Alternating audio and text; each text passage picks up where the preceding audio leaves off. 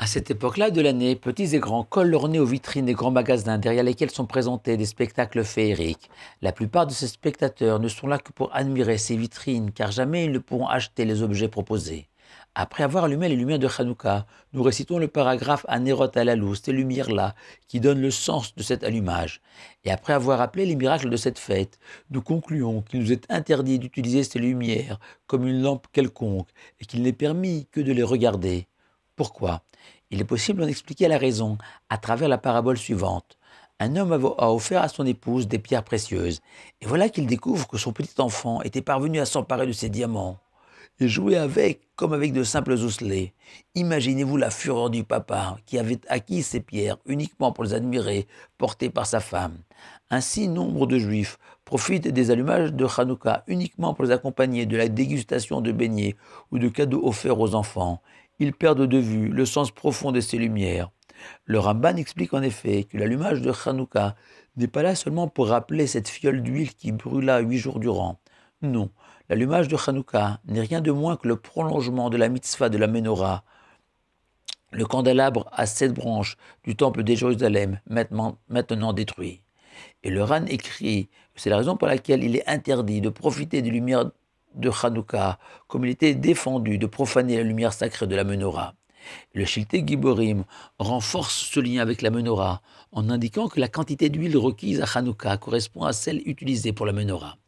Il nous reste à comprendre toutefois pourquoi il était défendu d'utiliser la lumière de la menorah. La réponse la plus simple est fondée sur le caractère sacré de cette lumière, qui ne peut donc logiquement pas être profanée et servir comme une lumière quelconque. La deuxième réponse consiste à rappeler que la lumière de la menorah, qui brûlait quasiment sans cesse, symbolisait la présence divine qui réside parmi les enfants d'Israël et qu'il est donc hors de question d'en faire un usage profane. La troisième réponse repose sur un enseignement bien connu du Talmud, que la menorah renvoie à la sagesse et ses 7 branches, aux 7 formes de sagesse évoquées par le roi Salomon et développées par Rabbeinu Bechaye au Moyen-Âge et que le Gaon de Vilna recommande d'apprendre. Or, nous savons que la sagesse dans le judaïsme est un idéal et que chacun doit aspirer à devenir un sage.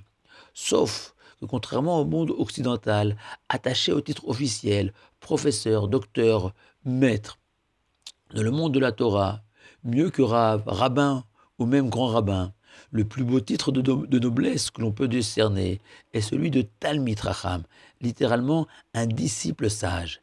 Car même arrivé au summum de la pyramide de la sagesse, le sage se doit de savoir qu'il n'est encore qu'un élève, un disciple loin d'avoir acquis toute la sagesse, à l'image de Rabbi Eliezer sur son lit de mort, confiant à ses élèves que lui-même n'avait appris de ses maîtres, pas plus que ce qu'un chien peut laper d'un océan, et qu'il n'avait pu transmettre à ses disciples, parmi lesquels Rabbi Akiva, aussi peu qu'un pinceau peut retirer d'une palette.